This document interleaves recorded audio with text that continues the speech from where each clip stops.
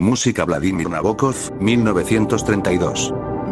El vestíbulo rebosaba de abrigos de ambos sexos. Desde el salón se oía una rápida sucesión de notas de piano. La imagen de Víctor reflejada en el espejo se arregló el nudo de la corbata. La doncella se levantó para colgar su abrigo, pero este se cayó arrastrando otros dos, y ella tuvo que repetir la operación. De puntillas, Víctor llegó al salón, donde la música se volvió de pronto más fuerte y ruidosa. Al piano estaba Wolf, un invitado poco habitual en la casa. Los demás, unas 30 personas en total, escuchaban en las posturas más variadas, unos con la barbilla apoyada en la mano, otros fumando y echando el humo hacia el techo, mientras la escasa iluminación daba a su inmovilidad un aire vagamente pintoresco. Desde lejos, la anfitriona, con una sonrisa elocuente, señaló a Víctor un asiento vacío, una pequeña butaca con respaldo abierto que estaba casi a la sombra del piano de cola. Él le respondió con un gesto, como si no quisiera molestar. No se preocupe, me quedaré de pie. Pero, acto seguido, empezó a moverse en la dirección indicada, y, con mucho sigilo, se sentó y cruzó los brazos. La mujer del pianista, con la boca medio abierta y sin dejar de parpadear, estaba a punto de pasar la página, y lo hizo. Un bosque negro de notas ascendentes, una caída, un silencio, y luego un grupo diferente de pequeños trapecistas en vuelo. Las pestañas de Wolf eran largas y rubias. Sus orejas translúcidas tenían un delicado tono carmesí. Tocaba las notas con extraordinaria velocidad y vigor, y, en las profundidades lacadas de la tapa abierta del teclado, la réplica de sus manos no era sino un remedo intrincado, fantasmal, incluso algo ridículo. Para Víctor, cualquier música que no conocía, y conocía solo una docena de melodías convencionales, era como el parloteo de una conversación en un idioma extranjero. Tratas inútilmente de definir al menos el límite de las palabras, pero todo se escabulle y se entremezcla, y el oído rezagado empieza a aburrirse. Intentó concentrarse en la música, pero enseguida se sorprendió a sí mismo mirando las manos de Wolf y sus reflejos espectrales. Cuando las notas se convertían en un trueno insistente, el cuello del pianista se hinchaba, sus dedos extendidos se tensaban, y él emitía una especie de gruñido. Hubo un momento en que su mujer se le adelantó. Wolf detuvo la página con un golpe seco de su palma izquierda, y, a una velocidad increíble, la pasó él mismo y atacó con las dos manos el sumiso teclado. Víctor hizo un estudio detallado del hombre. Nariz puntiaguda, párpados saltones, cicatriz de un forúnculo en el cuello, pelusa rubia a modo de pelo, espaldas anchas bajo la americana negra. Por unos instantes, Víctor trató de concentrarse en la música, pero su atención se desvió de nuevo. Se dio la vuelta lentamente, sacó la pitillera y empezó a observar a los demás invitados. Entre los extraños, descubrió algún rostro conocido. El simpático y mofletudo Kocharovsky, ¿no debería saludarlo con la cabeza? Lo hizo, pero no dio en el blanco. Fue otro conocido suyo, Shmakov, quien le devolvió el saludo. Creía que se había marchado de Berlín a París, tendré que preguntárselo. En un diván, flanqueada por dos damas ancianas, estaba la corpulenta y pelirroja Ana Samoilovna, medio reclinada con los ojos cerrados, mientras su marido, un especialista de garganta, se sentaba apoyando el codo en el brazo de la silla. ¿Qué es ese objeto brillante con el que juegan los dedos de su mano libre? Ah, sí, unos quevedos con una cinta como los de Chekhov. Más allá, con un hombro en la sombra, un hombre barbudo y jorobado conocido por su amor a la música, escuchaba atentamente con el dedo índice en la mejilla. Víctor nunca se acordaba de su nombre ni de su apellido. ¿Boris?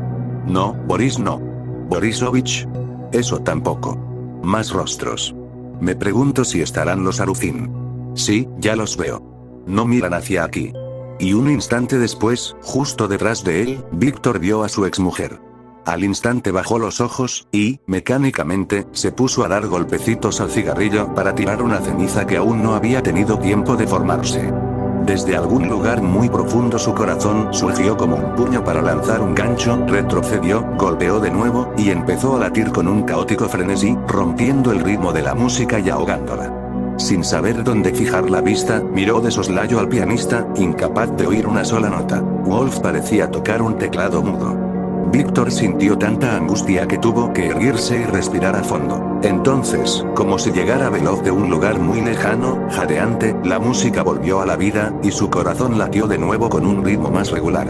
Se habían separado 2 años antes, en otra ciudad donde el mar bramaba por las noches y donde habían vivido desde su boda. Sin levantar aún la mirada, intentó ahuyentar el estruendo y la avalancha del pasado con pensamientos triviales. Por ejemplo, que ella tenía que haberlo visto unos minutos antes cuando, con pasos largos y titubeantes, había cruzado la sala de puntillas para llegar a su asiento. Era como si alguien lo hubiera sorprendido desnudo o en medio de alguna estúpida ocupación. Y, mientras recordaba cómo en su inocencia se había desmoronado bajo su mirada hostil, burlona, curiosa, se interrumpió para pensar si su anfitriona u otra persona en la sala serían conscientes de la situación, y cómo habría llegado ella hasta allí, y si habría venido sola o con su nuevo marido, y qué debía hacer él, quedarse como estaba o mirarla. No, mirarla seguía siendo imposible. Primero tenía que acostumbrarse a su presencia en aquel salón tan grande y, al mismo tiempo, tan agobiante, pues la música les había puesto un cerco alrededor y se había convertido para ellos en una especie de prisión, donde los dos estaban destinados a seguir cautivos hasta que el pianista dejara de construir y sostener sus bóvedas de sonido. ¿Qué había tenido tiempo de ver unos segundos antes en aquella fugaz mirada de reconocimiento? Tampoco. Sus ojos esquivos, sus pálidas mejillas, un mechón de pelo negro y, difusamente, como si fuera una actriz secundaria, unas perlas o algo parecido alrededor del cuello. Tampoco. Y, sin embargo, aquel boceto descuidado, aquella imagen incompleta era ya su mujer. Y aquella combinación momentánea de luz y de sombras constituía el único ser que llevaba su nombre. Qué lejano parecía todo. Se había enamorado locamente de ella una noche de calor sofocante, bajo un cielo plomizo, en la terraza del pabellón del club de tenis, y, un mes más tarde, en su noche de bodas, llovía tanto que ni se oía el mar. ¡Qué felicidad! Felicidad, esa palabra mojada de rociones y chapoteos, tan viva, tan domesticada, que reía y lloraba por sí sola. Y a la mañana siguiente, esas hojas resplandecientes en el jardín, ese mar casi silencioso, ese mar lánguido, lechoso y plateado. Tenía que hacer algo con la colilla. Volvió la cabeza, y su corazón dejó nuevamente de latir. Alguien se había movido, ocultando a su exmujer casi por completo, y estaba sacando un pañuelo blanco como la muerte. Pero el desconocido pronto apartaría el brazo y ella reaparecería, sí, enseguida reaparecería.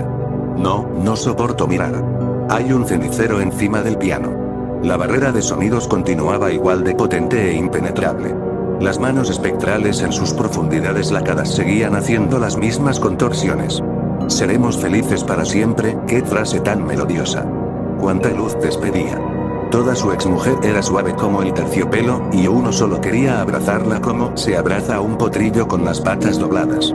Estrecharla entre los brazos, ¿y luego qué? ¿Qué podía hacer uno para poseerla por completo?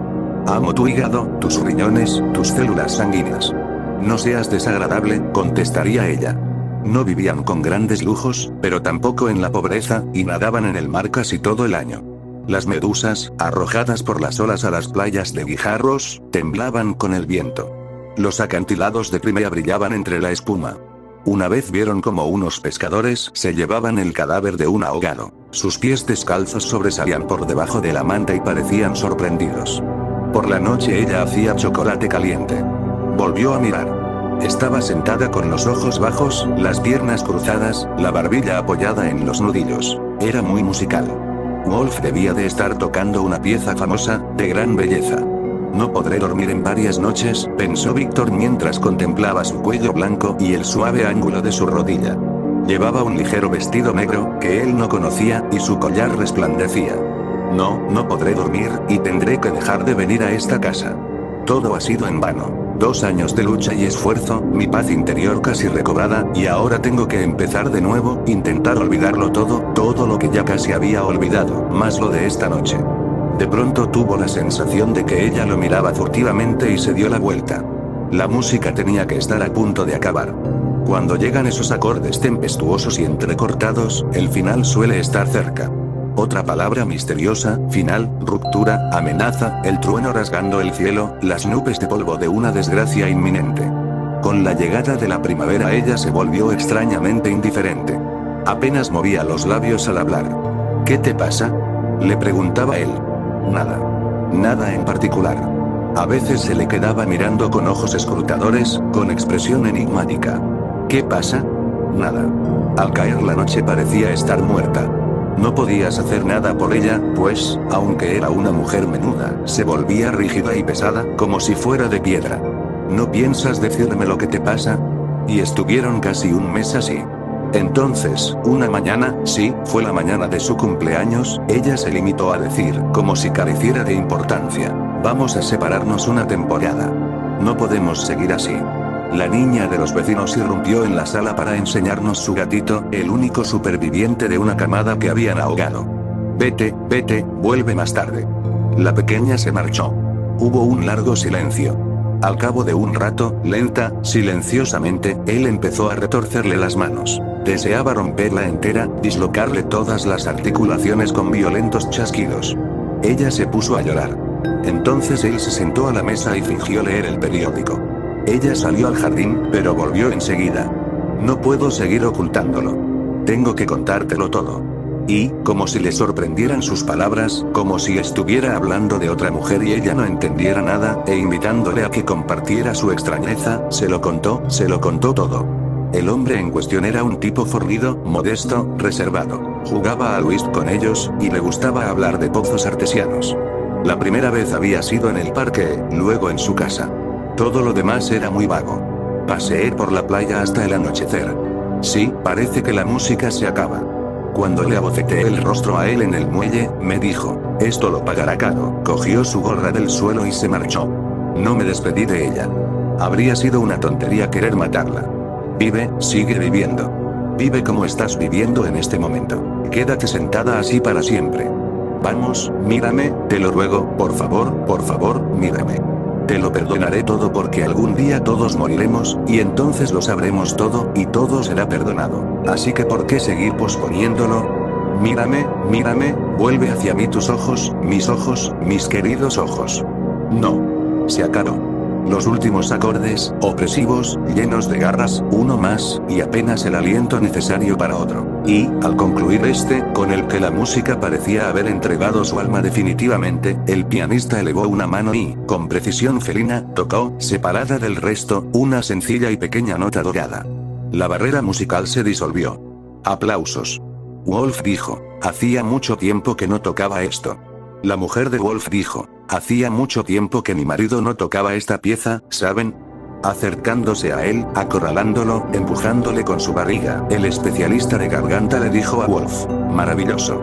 Siempre he sostenido que es lo mejor que compuso. Pero creo que al final usted moderniza un poco demasiado el color del sonido. No sé si me explico, pero, ¿verdad? Víctor miraba hacia la puerta.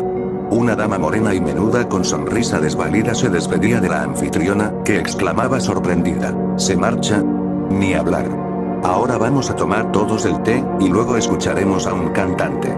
Pero la invitada, con su sonrisa desvalida, se dirigió a la puerta, y Víctor comprendió que la música, que antes le había parecido un estrecho calabozo donde, encadenados por los vibrantes sonidos, se habían visto obligados a sentarse frente a unos 6 metros de distancia, había sido en realidad el colmo de la dicha, una cúpula mágica de cristal que los había abrazado y aprisionado a los dos, y había permitido que él respirara el mismo aire que ella. Y ahora todo se había hecho añicos. Ella estaba desapareciendo por la puerta, Wolf había cerrado el piano, y el maravilloso cautiverio se desvanecía para siempre. Ella se fue. Nadie pareció darse cuenta de nada. Un hombre llamado Boque le saludó y le dijo en tono amable: he estado observándolo. ¿Qué reacción ante la música? Parecía usted aburrirse tanto que me ha dado pena. ¿Cómo es posible que le resulte tan indiferente? ¿Qué va? No me aburría, contestó Víctor con desgana. Lo que pasa es que no tengo buen oído, y eso me convierte en un mal juez. Por cierto, ¿qué ha tocado? Lo que usted quiera, dijo Boque con el susurro nervioso de un intruso. La oración de la doncella o la sonata a Kreutzer 96. Lo que usted quiera.